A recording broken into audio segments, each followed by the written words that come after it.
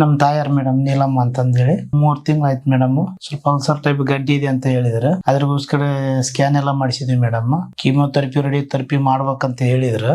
ನಾವು ಅದನ್ನ ಮಾಡಿಸಿದ ಮತ್ತೆ ಆರೋಗ್ಯಕ್ಕೆ ತೊಂದರೆ ಆಕೈತಿ ಅಂತ ನಮಗೆ ಸ್ವಲ್ಪ ಗೊತ್ತಿದ್ದು ಅದು ಮಾಡ್ಸೋದ್ ಬಿಟ್ಟಿವಿ ಮೇಡಮ್. ಗಂಜಿ ಊಟ ಮಾಡ್ತಾರ, ಗಟ್ಟಿ ಪದಾರ್ಥ ಊಟ ಮಾಡ್ಬೇಕಾದ್ರೆ ಸ್ವಲ್ಪ ತ್ರಾಸ ಆಗುತ್ತೆ ಮೇಡಮ್. ಅದ್ರಗೋಸ್ಕರ ಇಲ್ಲಿ ಯೂಟ್ಯೂಬ್ ಅಲ್ಲಿ ಸರ್ಚ್ ಮಾಡಿದ್ವಿ ಮೇಡಮ್. ಇದನ್ನ ಸ್ವಲ್ಪ ಕಸ್ಟಮರ್ ಹೇಳೋದೆಲ್ಲ ಕೇಳಿದ್ವಿ. ಹಂಗಾಗಿ ಸ್ವಲ್ಪ ಸರಿ ಅನಿಸ್ಬಹುದು, ಆಗತ್ತ ಸರಿ ಅಂತಂದ ಗೊತ್ತಾಯ್ತು ಮೇಡಮ್. ಅದಕ್ಕೆ ಇಲ್ಲಿಗೆ ಬಂದಿದೀವಿ. ಅದು ಅಡಿಕೆಲಿ ತಿಂತ ಇದ್ರಿ ಮೇಡಮ್. ಆ ನಂತರ ಟೈಮ್ ಸರಿ ಊಟ ಮಾಡ್ತಿದ್ದಿಲ್ಲ, ಕೆಲ್ಸದ ಬಿಜಿ, ಸ್ವಲ್ಪ ಮಾನಸಿಕ ಒತ್ತಡ ಆ ಟೈಪ್ ಆಗಿ ಸ್ವಲ್ಪ ಸಮಸ್ಯೆ ಆಗಿದೆ ಮೇಡಮ್. ಗಂಜಿ ಊಟ ಮಾಡ್ತಾರ, ಆಪಲ್ ತಿಂತಾರ, ಹಂಗೇನ್ ತೊಂದ್ರೆ ಇಲ್ಲ ಮೇಡಮ್. ಅಷ್ಟೇ ಚೆನ್ನಾಗಿ ಓಡಾಡ್ಕೊಂಡದಾರ, ಕೆಲಸ ಮಾಡ್ತಾರ, ಮನೆ ಕೆಲಸ ಎಲ್ಲ ಚೆನ್ನಾಗಿದಾರ.